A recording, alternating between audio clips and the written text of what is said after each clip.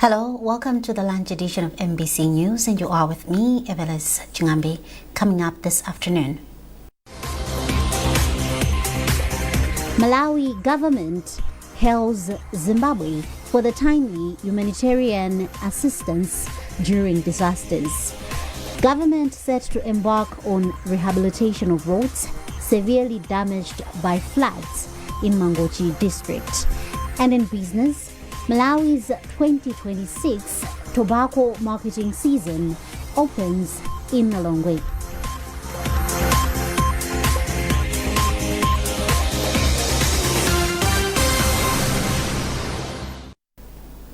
Thank you for joining us. Now the news in detail. Government has hailed Zimbabwe for the humanitarian support it renders to Malawi in time of disasters and food shortage. Minister of Justice and Constitutional Affairs Charles Muhango made the remarks during Zimbabwe's 46th independence anniversary celebrations held in Lilongwe. Austin Fugula has more in this report, being read by Patrick Dambola. Muhango cited recent food and non-food items that Zimbabwe donated to Malawi to support people who were affected by floods, but also a maize consignment which was channeled towards households affected by hunger. This, he said, signifies strong bilateral relations. We are united, we are together, we are the same people, we share the heritage, cultural history, and basically there are intermarriages. So the relationship between Malawi and Zimbabwe is very cordial, and we stand with them and they stand with us, as we saw when His Excellency Professor Tamvani declared a national disaster in Malawi. They came and helped us with food, maize and non-food items. Zimbabwean ambassador to Malawi Nancy Saungweme described the relationship between the two countries as more than a diplomatic one. She said Malawi and Zimbabwe have enhanced their cooperation through trade, agriculture, tourism, and have also shared their cultures ever since the two nations' cooperation began during the colonial years. When we talk of trade, and we say which Zimbabwean companies are we talking about, we find that we can't find a Zimbabwean company because Zimbabwe and Malawi are almost one, because they end up intermarriages and then they set up companies together. So at the end of the day, we are one family. So our bilateral relation is very strong, our trade relation is very strong, and our cultural relation is very strong. Different heads of missions and ambassadors and other government officials graced the celebration. In June this year, the two nations will have a review of various agreements made in education, health, agriculture, among other areas, to assess how they have progressed over the years.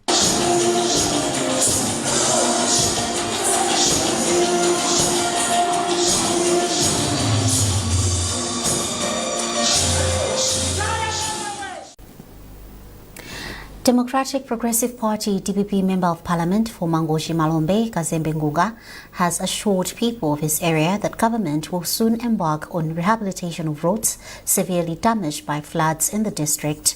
The parliamentarian made the assurance at a development rally held in Nalikolo village in the area of Senior Chief Joe, where he reaffirmed government's commitment to implementing development projects. The floods have also forced temporary closure of Nalikolo Primary School in early January this year, pending relocation to an upland. Francis Banda has filed this report, being read by On Mavula. Addressing people at the rally, the Member of Parliament for Mangochi-Malombe, Kazembe Wilson Ngunga, outlined a number of development projects that government is planning to implement in his area. He cited the rehabilitation of roads and bridges that have been severely damaged by floods in the 2025-2026 rainy season. The floods have also forced the closure of Nalikolo Primary School, which had over 1,200 learners who are now facing challenges to access education in nearest schools. According to the legislator, relocation of the school to a new site has already received a boost from the Malawi Education Reform Program, which will fund construction of 2 classroom blocks, while other 2 additional classroom blocks will be constructed using Constituency Development Fund, CDF. We have brought a message of hope to the people of Malombe. As you know, Malombe is a low-lying area which has a lot of problems due to flooding, and most of the buildings here get affected during the rainy season. Particularly this year, we have had the Nalikoro Primary School which has collapsed. This is because of the flooding which occurred in March 2026. Commenting on the development, Nalikoro Primary School Committee Chairperson Akanja Opiri said communities around Group Village Headman in Nalikoro are now happy that authorities are working tirelessly to ensure that classes resume as fears of school dropouts escalate.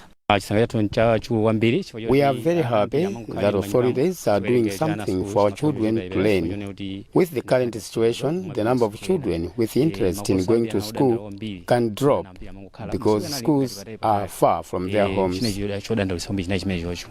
Before addressing the crowd at the rally, the parliamentarian had an interface with Mangochi District Health and Education Authorities, where matters surrounding the relocation of Nalikoro School and upgrading of Sasu Under 5 Clinic were discussed. The mayor of Blantyre City, Isaac Jomo Osman, says the council plans to introduce companies that will recycle waste for improved sanitation in the city. Osman made the remarks when he received hygiene and sanitation items donated by a United Kingdom Malawian-based organization, Precious Gems, in support of his hygiene and sanitation drive in the city. First of all, it's the dream of the president. That's why I say that we need to look after this waste. We need to keep it. And we want to introduce something new to the people. They need to now to understand that the waste that they are just throwing away, it's money. The big companies who are coming, they want to buy those wastes and use it to make like electricity, even some blocks, using this waste that we are just throw it away. So it's my plea to Malawians. They need now to dream about something that is coming that will give them something. You know, every Malawian wants to have something. So with introducing of this project, a lot of Malawians will benefit from it. Taking his turn, a representative of the Precious Gems organization, Charles Lemon Kajita, applauded the Blantyre City Mayor for championing hygiene and sanitation. It is very important that people who are in the diaspora should endeavor to look back home, Malawi, and support the work that is being done, especially in the city of Blantyre and also other areas. But we are not only focusing on people from the diaspora, we are also, in a way, this is a gesture to encourage even people who are living here in Malawi that if we come together, we can do a lot, and we should support the work that the mayor is doing. So the effort that we put as a nation or as a group of people, I believe it will go a long way and it will make Blantyre great again.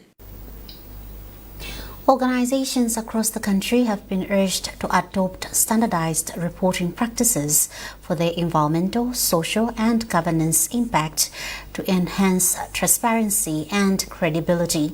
Speaking at the end of a training on the Global Reporting Initiative Professional Certification Program in Mangochi, sustainability reporting expert Kisunge Godfrey Kabere, who is managing partner of Strategy Limited, emphasized the critical need for involving qualified professionals in the reporting process. Davy Umar reports. According to Kabere, there are many reports from organizations that are produced by someone who is not certified. He said such trends erodes organizations' reputations as it compromises quality and credibility.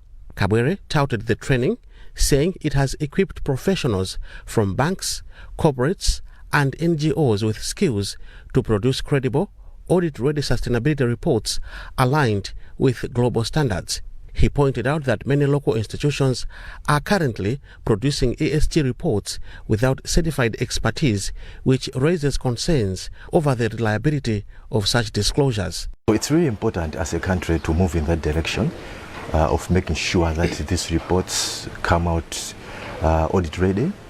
They are very accurate because impacts can either be positive impact or a negative impact.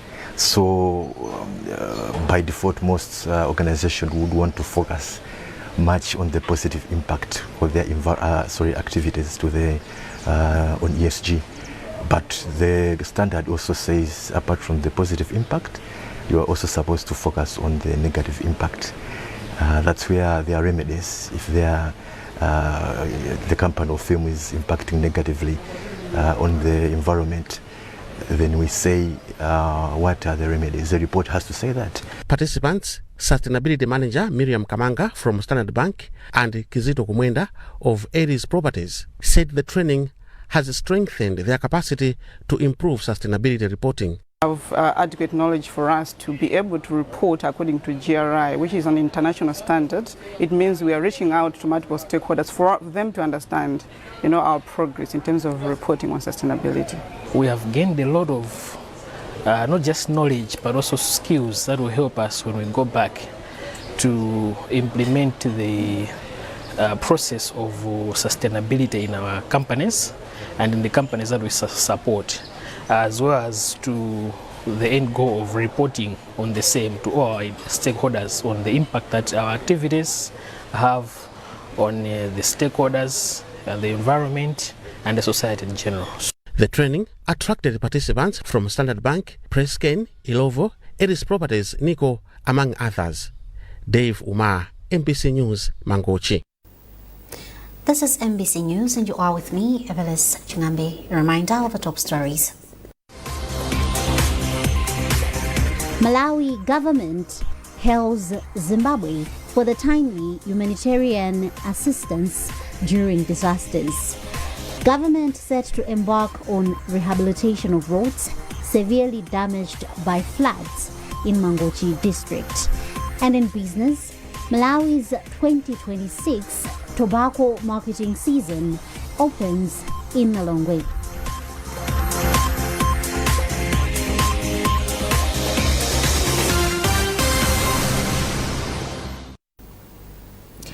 In business news, this year's tobacco marketing season has opened in Lilongwe. Meanwhile, the Tobacco Commission has stressed the need for well-packaged bells as farmers continue to offload the green gold at the Kanengo auction floors. Public Relations Officer for the Commission, Teleforest Chigwenembe, said improved grading can help fetch good prices for the crop. Chigwenembe added that there is a surge in tobacco production on the global market, hence the need for good grading to enhance Malawi's competitiveness this year.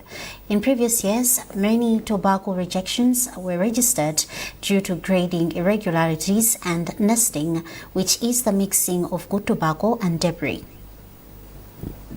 As we are opening the 2026 tobacco marketing season, we would like to share a few things with growers.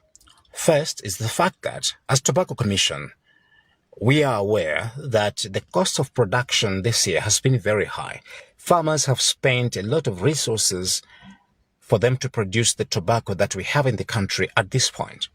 The second thing is the fact that tobacco growing countries in the world have this year produced more than is required by customers. Therefore, countries are in a raging competition. Each country would like to sell. Each country would like to have their tobacco sold out. Now, customers will likely be spoiled for choice. They will have a wide range of countries to buy their tobacco from, So if we present our tobacco poorly, then first we attract poor prices, and secondly, our customers will not be impressed, and they will flee. They will go to other countries where they will be able to get better tobacco that is better presented.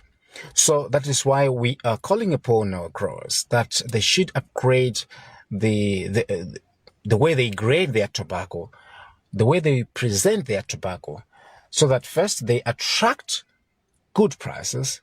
Secondly, we return our traditional customers, and we even attract more customers. We want our tobacco industry to be sustainable. We do not want our industry to die just because we have failed to retain customers due to our failure to present our tobacco very well. Still in business, the Reserve Bank of Malawi has challenged players in the financial sector to introduce products that will motivate Malawians in the diaspora to invest back home. Deputy Governor of the bank, Kisu Simaga, made the call in Lilongwe during the launch of Mangayako by Vanguard Life Assurance Limited. From Lilongwe, Isaac Jali reports. Mangayako is a policy designed to help individuals, including those in the diaspora, invest in personal construction projects through manageable long-term savings with Vanguard Life Assurance. While commending Vanguard Life Assurance for the initiative, Kisu Simwaka said the unique product presents an opportunity to Malawians to shift from small, consistent contributions to creating tangible assets, such as building houses. Kisu Simwaka also said the product has the potential to help the country harness the much-needed forex. As Malawi, one of our key challenges as a country is foreign exchange. So we want to harness as much foreign exchange as possible from Malawians who are in diaspora. So we have to encourage them, because you can't just seek that forex without giving them incentives. So one of the encouragement here is that they have opportunities now to build homes here. Vanguard Life Insurance has come up with an innovative product. They are talking about creating assets, building homes, leaving assets for generations to come. That is the right kind of direction that we need to take as a country. So we recommend Vanguard for the innovative product that they have come up with. Commenting on the product, Vanguard Life Assurance Managing Director Lilian Moyo said Mangayako is a solution to the needs of people who cannot afford to construct a house in a single payment. Moyo observed that most Malawians struggle to raise disposable income to build a house at once. So when we say that insurance must remain relevant to people's lives, we mean that insurance must respond to real needs. So we have looked into the market and did our research, and we discovered that the real need for Malawians, especially those in the diaspora, is the lack of housing, to have a proper house that they can retire to. So it's not just for those in diaspora, even here locally, when one is working and they're earning, we really do not have much disposable incomes that we can build a house at once. So when we provide such a solution, they are putting money together slowly, and that in the long term they'll be able to have good funding to start a project and finish it. Being a new product, Lilian Moyo has assured Malawians home and abroad that their premiums will be safe as the system is fraud-proof. Isaac Jali, MBC, Lilongwe. The Department of Economics and Law at the Malawi University of Business and Applied Sciences, MUBIS, says students studying various programs under the department have a role to play in combating corruption. Acting head of the department, Professor Eva Mfutso-Bengo, made the remarks during a public lecture held on the campus in Blantyre to mark the end of Commerce Week. Ruth Jinangwa reports. Bengo said that if students remain vigilant from the early stages, there is hope for a better future in the fight against corruption. It's very important that trust is maintained between parties in order to ensure that business transactions are enforced and performed, and corruption can undermine this.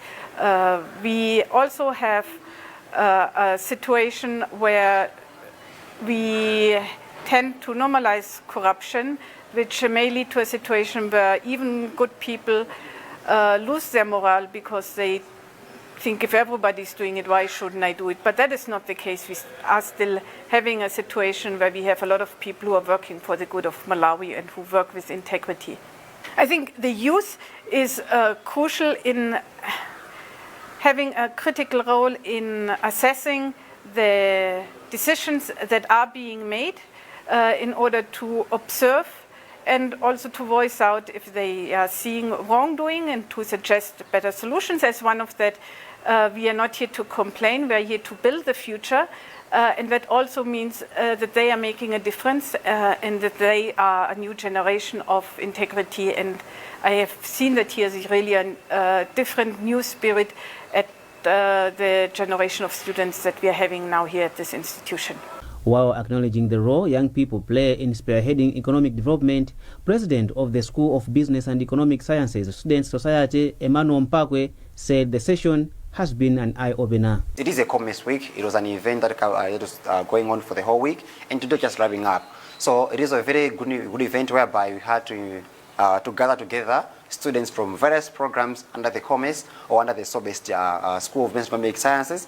So it was good because we came together, we had a conversation, and our guests, the ones that we invited, they also shared on how best can we secure tomorrow. As our theme today was securing tomorrow, finance, innovation, and youth leadership. So they tackled all those areas whereby as students we've benefited more because as we are leaving this event, it is leaving a platform whereby as we are going there, we are sure that our tomorrow is secured. I believe as the student leaders, as the leaders, we have a very big role to play. We've been taught inside that we should start now. We shouldn't wait for tomorrow. As much as we're trying to secure tomorrow, but then it starts from preparation. It starts from now. So I am assured that this event will give us a challenge, to do more. The event was held under the theme Securing Tomorrow, Finance, Innovation and Youth Leadership.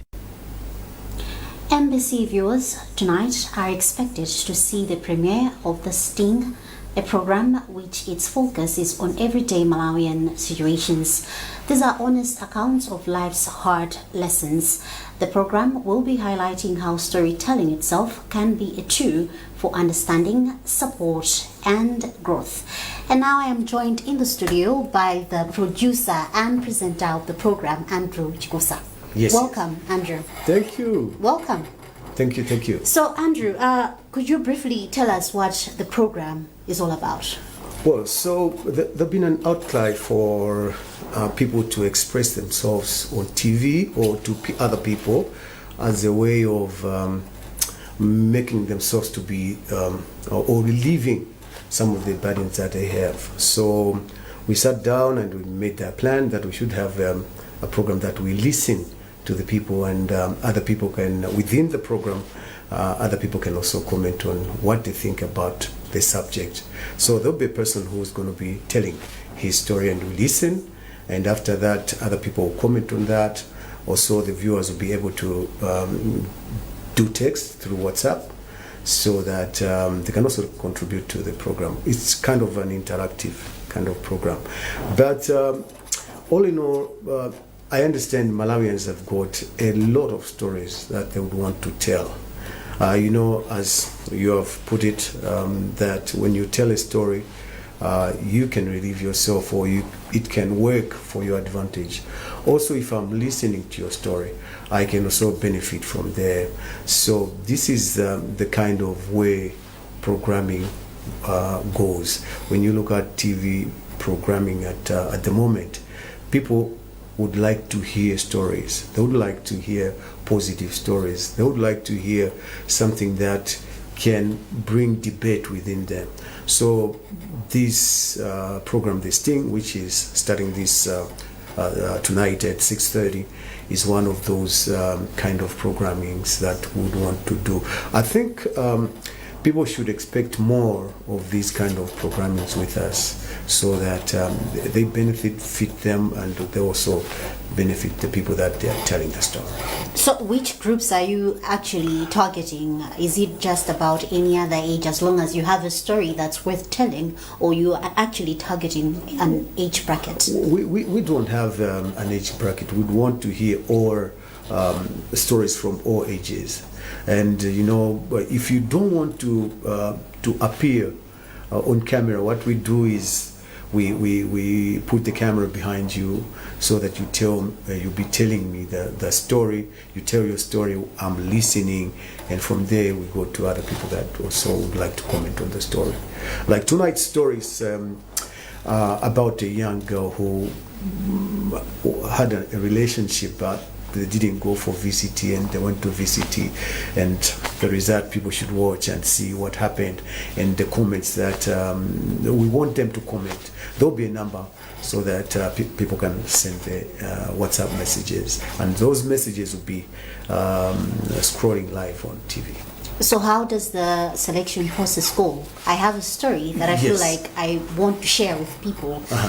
Is it that people contact you directly to say, Andrew, I have a story that I would actually want to share? What we want people to do is to write SMS the producer and tell the story, or could you call me, I have a story. There are some stories that we're receiving at the moment after we threatened our promo. We did promote the program, and a lot of people responded. And in the response, we have seen that people have got stories, and they are telling us their stories. If we feel that this story needs reconstruction, we'll do the reconstruction. We'll have the people that can act in the story instead of you telling it. That's why there is a producer to do those kind of things. So 6:30. 6:30 today. Be there. I hope people will definitely get thrilled with what they'll see. Well, we can't wait to hear more from you through the stories that you tell through your program. Thank you. Thank you so much for joining us. We appreciate you. Thank you so much. So that is Andrew Jagosa. He's actually established a program. He has a program that will be premiering tonight at 6:30. Be there. And now moving on, for the past 5 years, Zomba District Youth Football Committee has been producing players to elite league level from its grassroots stages. Currently, 4 players that include Dan Sandukira for Silver Strikers graduated from the districts. Our reporter Amin Musa caught up with the committee's General Secretary Skeva Munyapa, and he shares secrets behind the success. No, we've seen improvement so much. I will give you an example that we have teams that are playing in the Premier and Division 1 in our district, so many of them. The players that are taking part, that are playing in those teams, are coming from our youth teams. Yes, of course. We are proud that some of the players that are played in our leagues here in Zomba, they have played even at national level.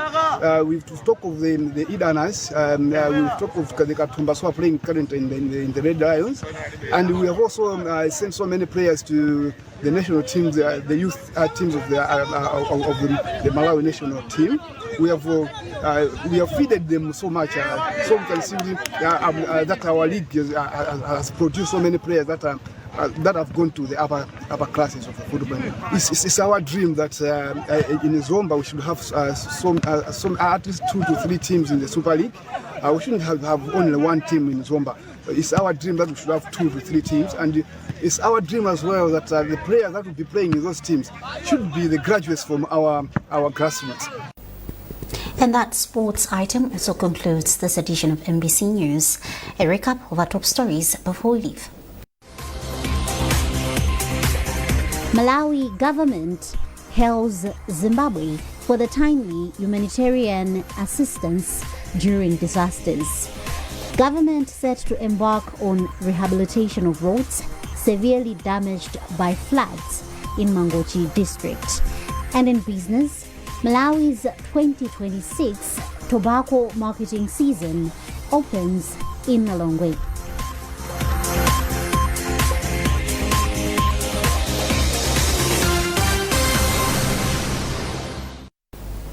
For more updates, visit MBC Digital on Facebook, X, and Instagram. You've been with me, Evelis Chingambi. Thanks for watching and good afternoon.